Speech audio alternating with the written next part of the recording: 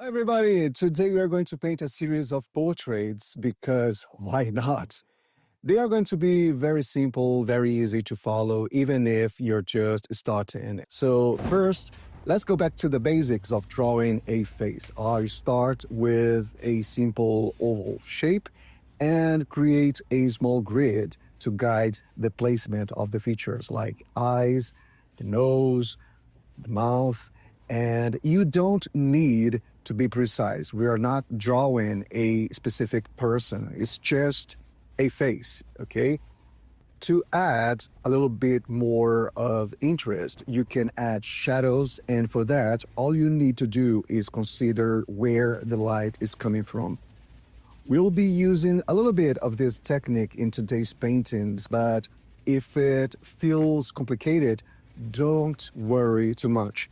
We will cover lights and shadows in more detail in a feature exercise.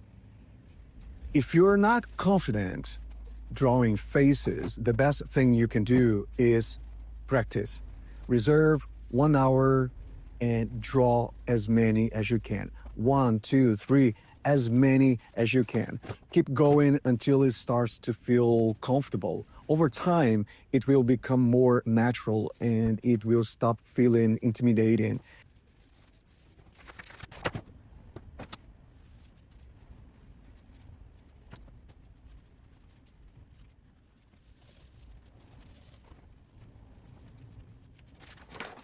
And once you've sketched your faces, we can start painting.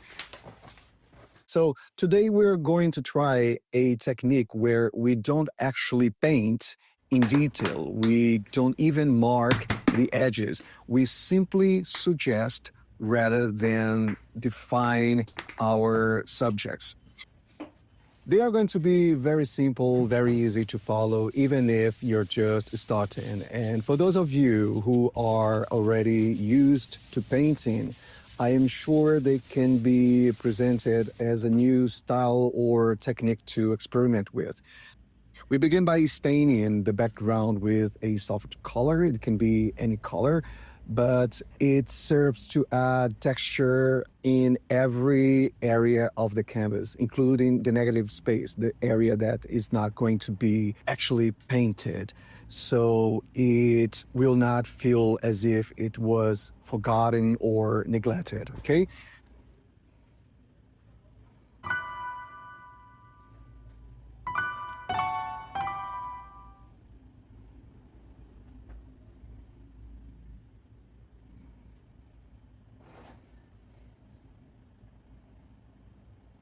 So today we'll only use 3 colors. 4 if you include the background color. I am using a thick brush to define the figure I'm painting, and actually all paintings today will be done using this single brush here. And notice how simple it is. I'm not aiming for precision, I'm just defining areas with color. I like this style because it frees you from needing to be exact.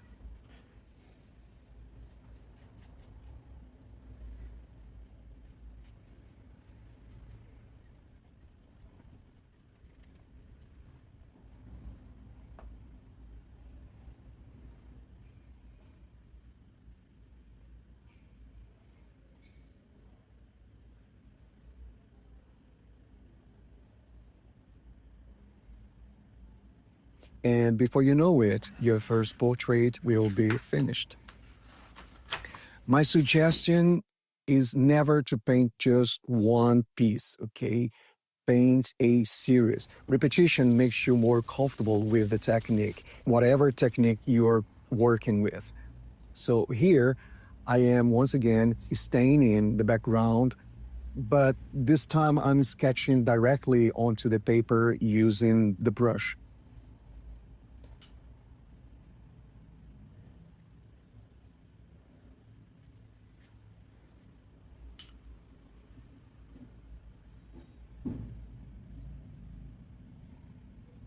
So see how easy it is and how expressive it can be even without naturalistic colors.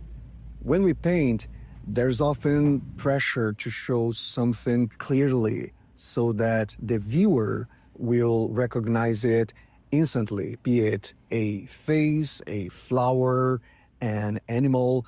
The more accurate the recognition, the better, some would say. That is one approach, but it is not the only valid way of seeing art. And today I want to focus on suggestion, okay? All paintings, whether abstract or realistic, are ultimately suggestions. They are never the thing itself. Take Magritte's famous painting of a pipe with the words, "This is not a pipe" underneath. And he's right. It's not the object. It is an image suggesting it. Even the most detailed, hyper-realistic painting still is just pigment on a surface. It only becomes something in the mind of the viewer, okay?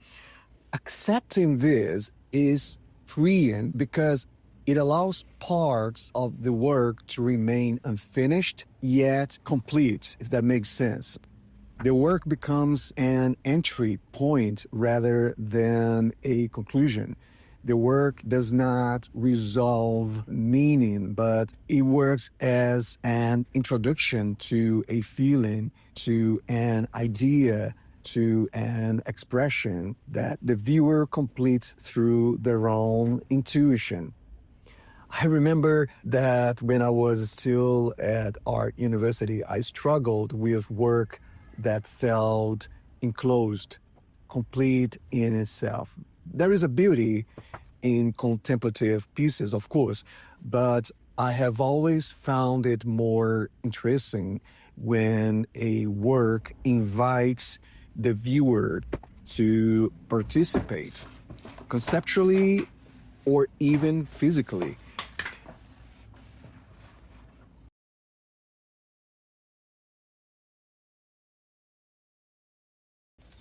Immersion and even intrusion in art can be compelling. A piece can be contemplative and still evoke deep emotions. When we try too hard to enclose a piece, we often limit how much space the viewer has to enter the work. By leaving things open, a painting can become many things at once. Each viewer brings their own memories, emotions, and visual language, so the work completes itself every time someone looks at it. This is the power of suggestion. I know it sounds a little bit abstract, but I'm hoping that you understand what I'm trying to say, okay? So when we simplify our portraits by not defining every feature or shape, we are allowing the viewer to participate. And for me, participation is far more engaging than comfort. Art doesn't need to be visually comforting to be welcoming. It just needs to be inviting curiosity, questions, and conversation. When something is over explained, the eye has nowhere to wander. So this is a flower. Okay, this is a flower. This is a blue flower. Yes, this is a blue flower. This is a bird, or this is whatever it is. So, what I'm trying to say is that we can create beyond what is visually presented. So when something is suggested, the viewer lingers, noticing new things each time. This is especially important for those of us who feel limited by technique. You don't need perfect anatomy to suggest a figure. You don't need realism to express presence. Expression often speaks louder. Art made this way isn't about comparison, it's about belief. Belief that what you're doing is valid, that your way of seeing matters. When we suggest rather than describe, we trust the viewer. Okay. We are saying, I don't need to explain everything. You're allowed to see this your own way. That trust will also teach us as creators to trust ourselves as makers.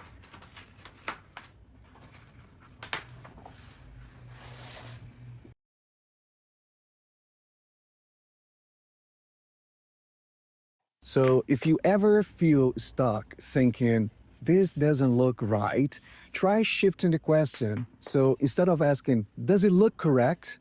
Ask yourself, does this invite something? Does this invite a feeling? Does this incite a thought? Art doesn't need to be a statement. Sometimes it is better as a question. When you leave work open, unfinished in a way, you allow it to live. That is suggestion, and that is a powerful tool.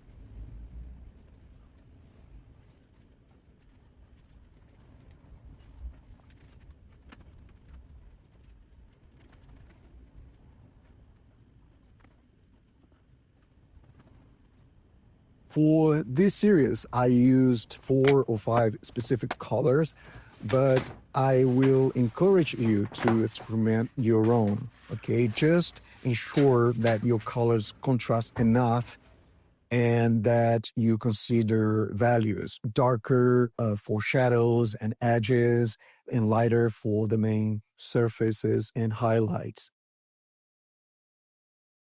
And here are the results of what we've done today. I hope you've learned something new today and that now you are more comfortable to leave your work open so that the viewer completes it for you. This is freeing and makes your work not merely contemplative.